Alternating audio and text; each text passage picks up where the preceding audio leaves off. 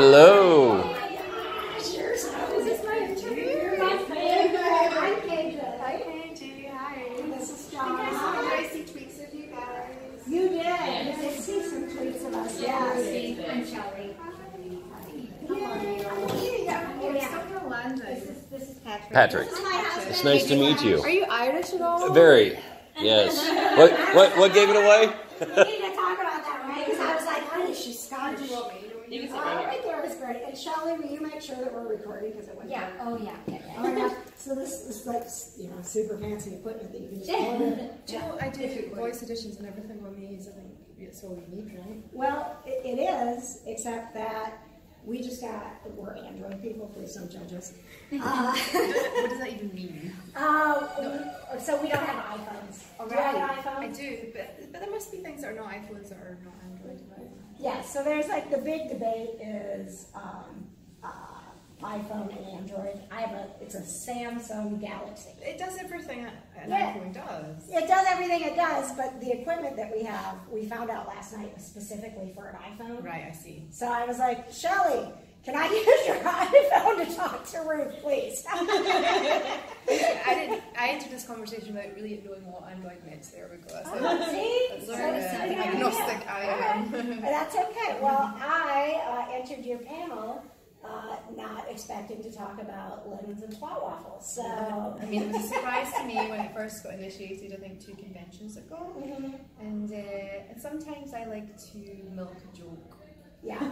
For longer than is funny. Oh, yeah. So yeah, I find that I do that a lot at conventions. I'm still giving away stolen goods 3 years later.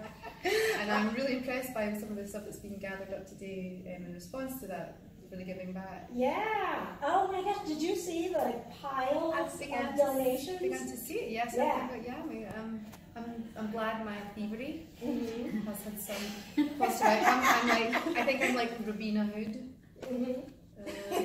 See what I did there, Robin and Rowena. I like it. I love it. I love it. You know, I haven't even told you this, Jonna. Oh no.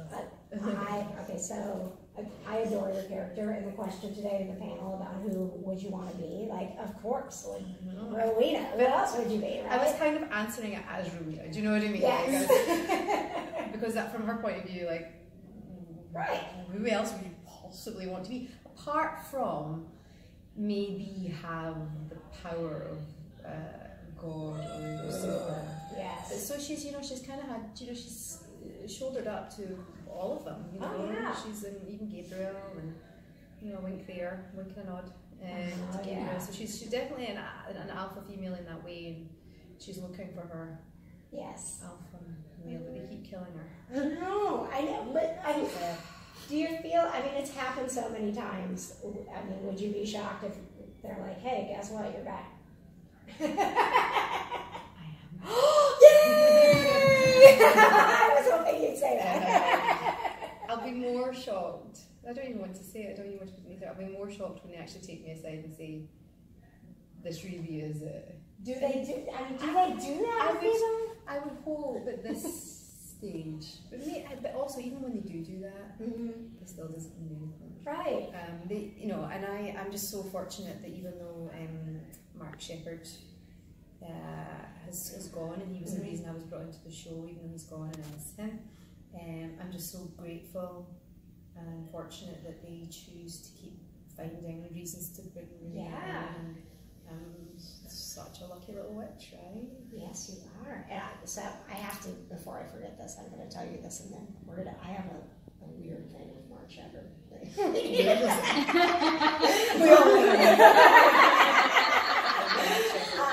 So a couple of weeks ago, we went on an actual ghost hunt. So we went. There's this. Never done that. I think it was amazing. So there's this show on Amazon called Oddity Files, and it happens to be the staff is like based in Indiana. So we got to go with them on this ghost hunt, and they kept saying, whatever you hear, say that the voice stuff going, and they're like, whatever you hear, just shout it out. Like if you hear things, just shout it out. I was so scared and I don't want to shout out something wrong, but I swear to God, I just kept hearing Rowena. I did, and I'm like, this has to be in my head. Like this, I'll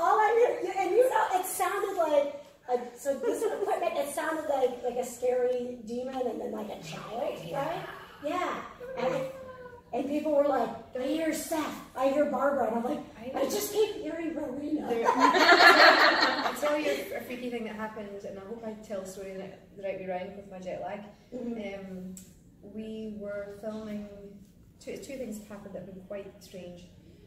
We were filming an episode I was in, and I was wearing a royal blue dress and my hair done a certain way, and the crew were filming in a church the next day, and in the church the next day there was a huge stained glass window of a woman in a royal blue dress with this long red hair, and it was I don't think I'm getting this wrong. I think it's below it. It said Ruth as in Saint. Oh, So it's like this weird, like they were filming this demonic scene. It was a church. It amazes me churches give permission or to do that. And here was this kind of almost picture of Rowena with my name. Oh, They probably did that on purpose.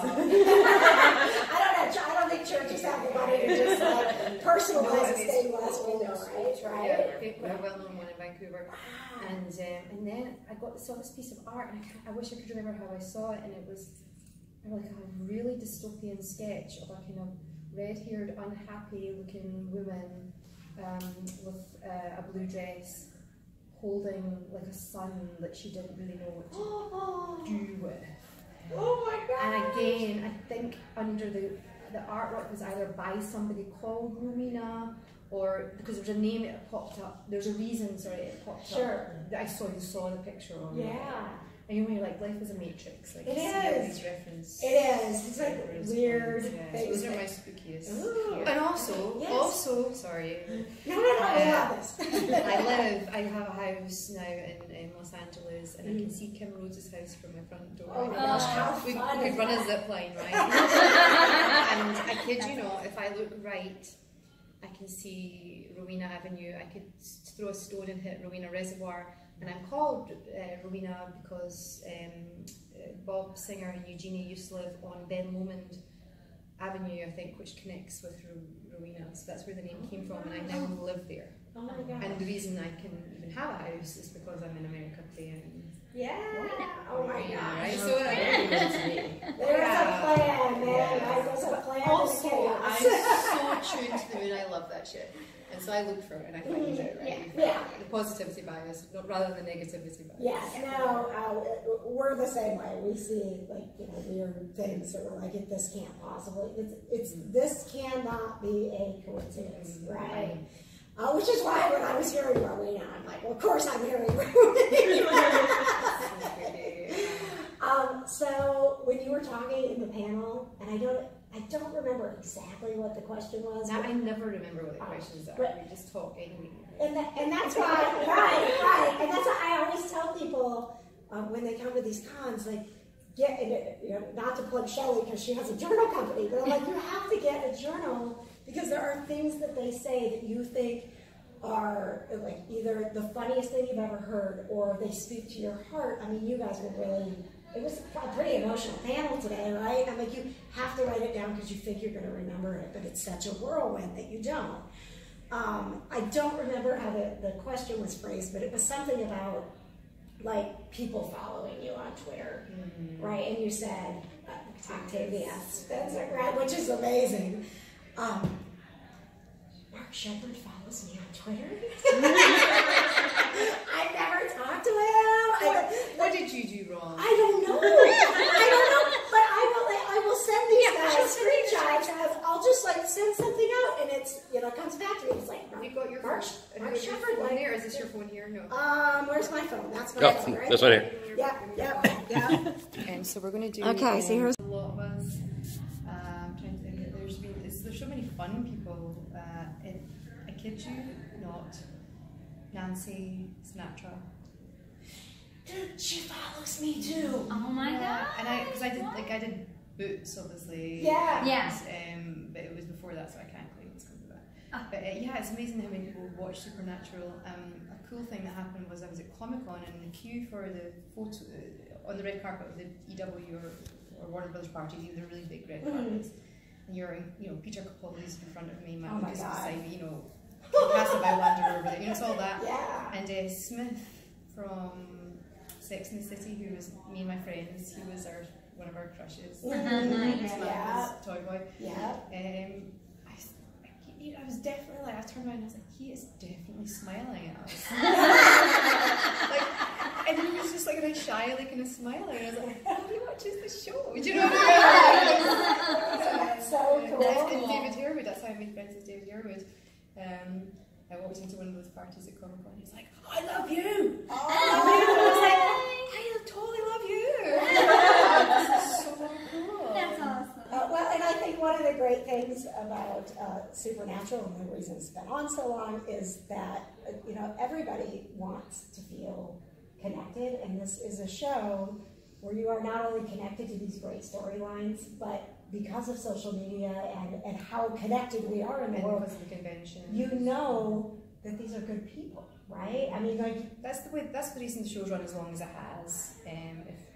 If Jared and Jensen were not decent, hardworking, kind, intelligent, conscious men, it just wouldn't be, because they would have, you know, other shows just don't last because the leads can't right. go on that long. And it's because they're just, you know, and it trickles down. It trickles down even from the producers and the writers. The writers of the shows are some of my favourite people in the world. And as I was saying to Eric, that was a really funny. You know, it's crazy, right? Like Elena, who's one of my dearest friends, and I only met her through the conventions. We never filmed together. Yeah. So there's, you know, it's wonderful. Yeah. Yeah, it really is. It's very cool. Jana, do you want to ask a question? Jana's producer. I'm behind the scenes, but I usually play the camera. I think I don't have a question. I have a compliment. Rowena's great, compliments Ruth's not. Well, it's not like a super like, oh my god, your hair is like the best thing I've ever seen in my life. Even though it is. It totally is. But I love in the panel that you said to take care of your mental health, and as someone who struggles with mental health a lot, it really like hit me. I was like, man, like if this like all-powerful witch on Supernatural and this super awesome person who, you know, is an awesome person, she also struggles with her mental health, and she supports people saying, hey, like, I'm going to go see a counselor, or I'm going to try and get help. It just really, like, really got to me. I was, like, tearing up in there when you were talking about it, and I was just, thank you. Was there a point where you felt maybe you shouldn't talk about that, or a point where you felt like, you know what, this needs to be addressed? Thank you. I was not brought up in a culture of therapy or anything like that. And I got to the age of about 30, and I was achieving some of my then biggest ambitions, and I realised I wasn't happy, and I thought, oh gosh, I'm doing the lead in this play at the biggest theatre in Scotland. It was my ambition, and I'm not happy. And I thought when I would get these things I would be happy, and that's when I realised, which many people realise much earlier, that life is an inside job.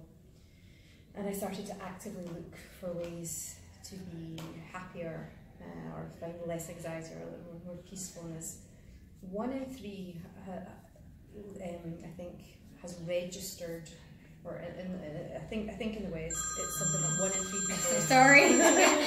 So terrible. I'm sorry. There's one Well, in their lifetimes have some serious kind of mental health issue. That's 1/3 of the population, and the other 2/3 are just not talking about it. Yeah. Or they are lucky enough that their brain chemistry or their upbringing has given them what's necessary to cope with what's given them, or they're not given some of the different. You know, there's nothing to be ashamed of. It's definitely not something I used to talk about. It's definitely something that I've become more confident or comfortable talking about because of the conventions. And I still am never going to be the person that will tell you, this happened to me, this happened to me. It's just, I don't want to connect necessarily through pain, but I want to connect through positivity and what you can do to help yourself move forwards without, it's just not the Scottish way to say it. It's just not what I would do. Right. And I honour myself in that way. That's not what I want what to do, and I applaud people who do, but I definitely, I mean, why is there any stigma about asking for help or support? Why is there any stigma whatsoever? It's just ridiculous, and if I know that now. Yeah, 100%. And thank you for doing that. Jonna, she's a counselor recruiter at our station. I mean, the amount of people she said, you know what? I have this really great office where I go and talk, and then I'll hear like, oh yeah, I'm going to the office where Jonna goes to. And I don't think in the workplace, 10 years ago, people would have even had that conversation of, I need help too, and here's where I go. And even just the average person knowing that they need to stop or switch off or have me time or talk to a friend, or that it's okay, it's normal to have worst case scenario thoughts or social anxiety. I grew up thinking I'm the only person who feels shy in this room. Right? Yes. And it's like, no, everyone does it somewhat. Or they're a narcissist and they don't even know that they're crazier than everyone. I always get comments from people that can't believe I hate standing up in front of people, like sitting up there like you do, and I talk on the radio, and I'm like, I don't want a bunch of people looking at me, judging me when I talk. Yeah, you find your medium. The Giving Back Tour hits Cleveland next. I just wanted to real quick kind of get your thoughts when Misha brought this up, and getting together and really kind of going across the country. The Supernatural fandom has really given a lot. What was it? Was there any question in your mind like, this is absolutely something I want to do? No, it actually floors me how much the fans give back all the time over such an extended period of time. And I have myself done a campaign in a couple of years because I just felt like we're asking for so much so often. It doesn't. You guys don't stop. So I think I'm going to try and do something soon in October as well. I'm just so lucky to be invited along to these conventions all the time, and that I found a little niche within the conventions. And Rowena has, or I have, and I'm just so lucky. I would do anything Misha asked, and I actually pretty much mean anything. Well, anything that you can do in broad daylight. Sure.